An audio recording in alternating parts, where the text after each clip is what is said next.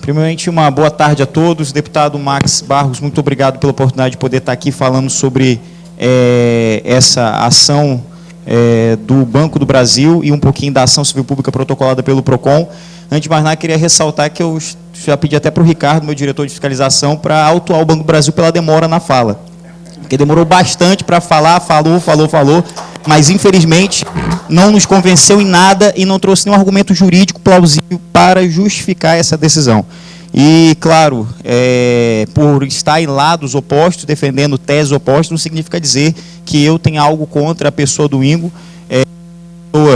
da superintendência do Banco, e muito pelo contrário. Sempre que nós precisamos dialogar, nós dialogamos em busca da melhoria na qualidade da prestação desse serviço. Então, tudo que for falado aqui é a tese jurídica que o PROCON do governo do Estado do Maranhão defende, tese essa que está amparada na Constituição Federal, mas nunca contra as pessoas, mas sim contra a decisão dessa instituição, que é, como bem foi falado, uma sociedade de economia mista, que não pode ser comparada com uma empresa, com um comércio qualquer.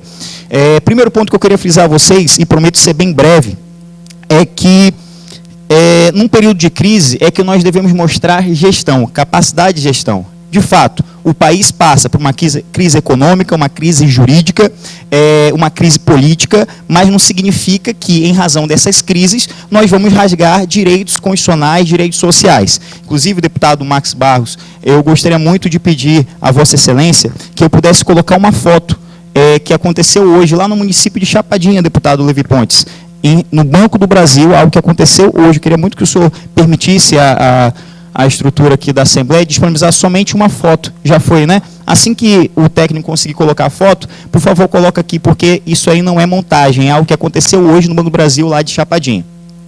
A realidade que nós estamos vivendo hoje, de fato, é uma crise. De fato, precisa ter capacidade de gestão.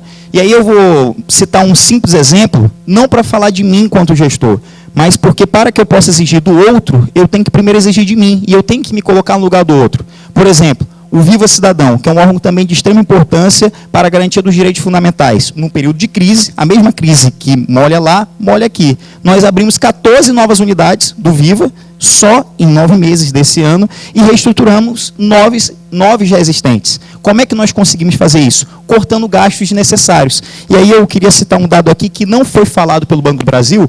O Banco do Brasil gasta, por ano, 420 milhões em publicidade. Então, se quer contingenciar, se quer cortar gastos, corta a publicidade. Corta a publicidade.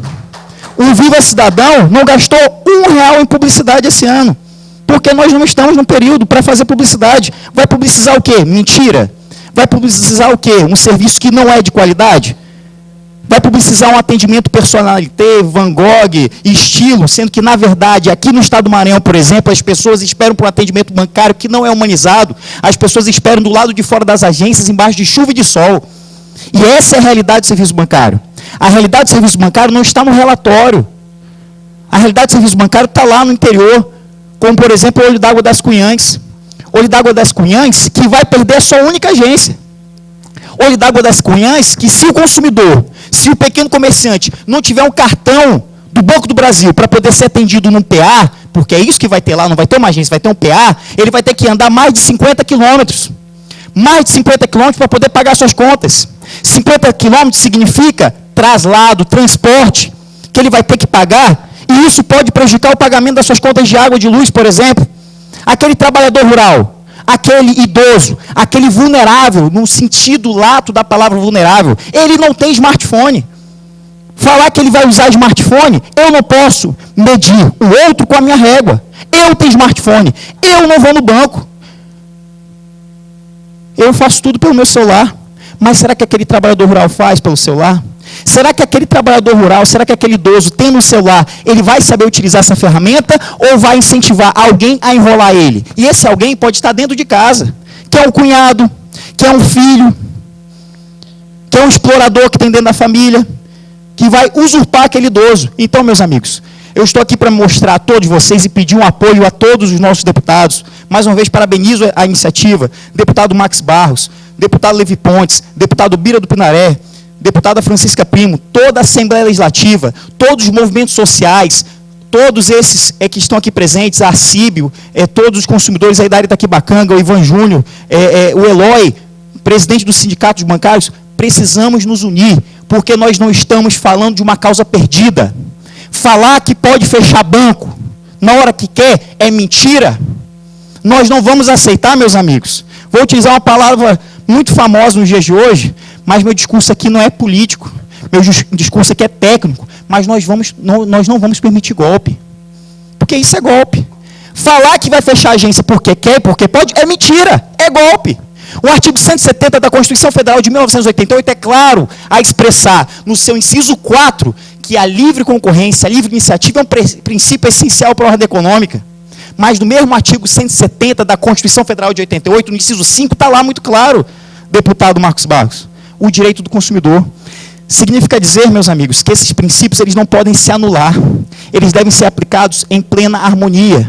O banco pode fechar a agência? Em regra, pode, mas tem que provar prejuízo. Tem que provar que não está valendo a pena.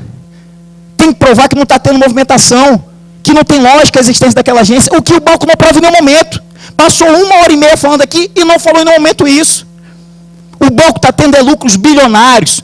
Pegando dados de abril a junho desse ano, o Banco do Brasil, só o Banco do Brasil, lucrou 2,46 bilhões, meus amigos. Está lucrando e muito, tanto que está gastando 420 milhões em publicidade. Então vamos fazer uma gestão de contingenciamento de gastos e não cortar investimentos. Porque aqui no Maranhão nós não vamos tolerar isso. Porque a realidade do Maranhão é diferente da realidade do Rio de Janeiro. É diferente da realidade de Brasília. Onde, por exemplo, com dados da Anatel, 65% dos domicílios lá em Brasília têm acesso à internet, enquanto no estado do Maranhão, apenas 9,8% das nossas residências têm acesso à internet. Nós não podemos tolerar fechamento de uma agência, mesmo porque a realidade do serviço bancário do nosso estado é testemunhada todo dia por vocês, consumidores, e por nossa equipe de fiscalização, que eu queria muito parabenizar o Ricardo, diretor de fiscalização, que todo dia verifica que falta investimento, falta bancário, falta estrutura. E é paradoxal, é contraditório, tendo uma péssima qualidade, cortar ainda mais bancários e estrutura. Então nós vamos continuar lutando. Ressalto aqui a vocês, todos presentes, que nós conseguimos uma decisão na vara de interesse difuso coletivo. Saiu hoje, mais precisamente às 13 horas, o juiz Douglas Martins proferiu uma decisão acatando o nosso pedido de antecipação de tutela para que o Banco do Brasil não feche agências. E aquelas que estavam fechadas, vai ter que abrir. Me falaram aqui os membros da imprensa que havia batido o martelo no Banco do Brasil. Pode ter batido lá, mas quem bate o martelo é o juiz. E essa decisão, ela está aí. Está publicado, o banco a qualquer momento está sendo citado. Eles podem recorrer? Podem recorrer. Recorrendo vai para o Tribunal de Justiça. E aí é o que eu chamo. As vozes das ruas, como disse o Ulisses Guimarães, a Assembleia Legislativa, que é a voz do povo, para nos auxiliar a defender essa tese que tem amparo na Constituição, lá no Tribunal de Justiça, porque essa decisão não pode cair. Essa decisão tem base na lei e nós não vamos retroceder.